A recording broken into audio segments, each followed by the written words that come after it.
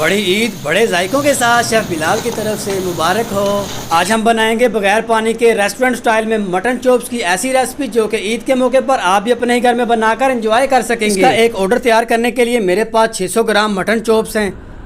100 ग्राम इसके अंदर प्याज शामिल करेंगे, 150 ग्राम टमाटो शामिल करेंगे, 6 से 7 पीस ग्रीन चिल्ली के शामिल करेंगे, अदरक लहसुन का पेस्ट 50 ग्राम शामिल करेंगे, 1 टीस्पून हल्दी शामिल करेंगे, 1 टेबलस्पून रेड चिली पाउडर इस्तेमाल करेंगे, खुश धनिया और ज़ीरा 1 टीस्पून, 1 टीस्पून साल्ट शामिल करेंगे, 100 ग्राम मेरे पास ऑयल है।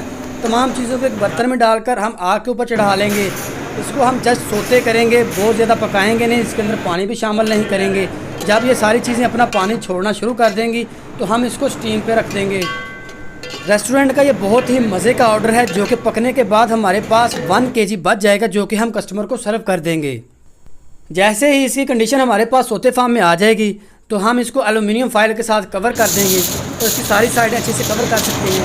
अगर आपके पास एलुमिनियम फाइल नहीं, आप अपने घर में बनाना चाहते हैं तो आप इसको प्रेशर कुकर में भी बना सकते हैं। इसको 40 से 45 मिनट हम लो फ्लेम के ऊपर पकाएंगे।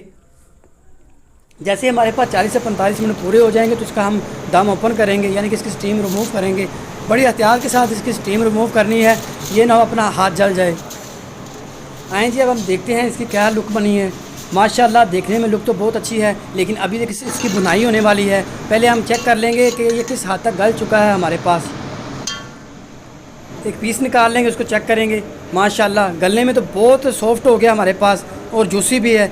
तो अब हम इसकी बुनाई कर लेते हैं। 50 ग्राम मैंने ऑयल ले लिया और तो इसके अंदर हम इसको तेज़ आंच के ऊपर इसको पकाएंगे ताकि जो इसका एक्स्ट्रा वाटर है हमारे पास वो रिमूव हो जाए और ये ग्रेवी शक्ल में हमारे पास बन जाए। आप इसकी लुक का अंदाज़ा कर सकते होंगे, बहुत मज़े का लग रहा है। तो जिन भाइयों ने अभी तक हमारा चैनल सब्सक्राइब नहीं किया, आपसे दुरास्त है हमारा चैनल सब्सक्राइब करके बेल आइकन को प्रेस कर दें। तो 50 ग्राम इसके अंदर हम योगर्ट ऐड करेंगे। योगर्ट को हमेशा लास्ट में ऐड करेंगे और अगर क्रीम हमने ऐड करना हो तो वो सबसे लास्ट में ऐड करते हैं, उसके बाद उसकी पकाई हम नहीं करते। तो इसको हम ग्रीन मसाले लगाकर इसको रेडी कर देंगे।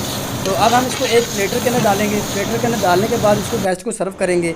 माशाल्लाह आप इसके लुक से अंदाज़ा कर सकते हैं किस कदर ये मज़े का और हसीन बना है। आप ईद के मौके पर इसको अपने ही घर में बनाएं और अपने घर वालों को खिलाएं और उनसे दुआएं हासिल करें। इंशाल्लाह मिलेंगे नेक्स्ट वीडियो में, तब तक अल्लाह हाफिज़।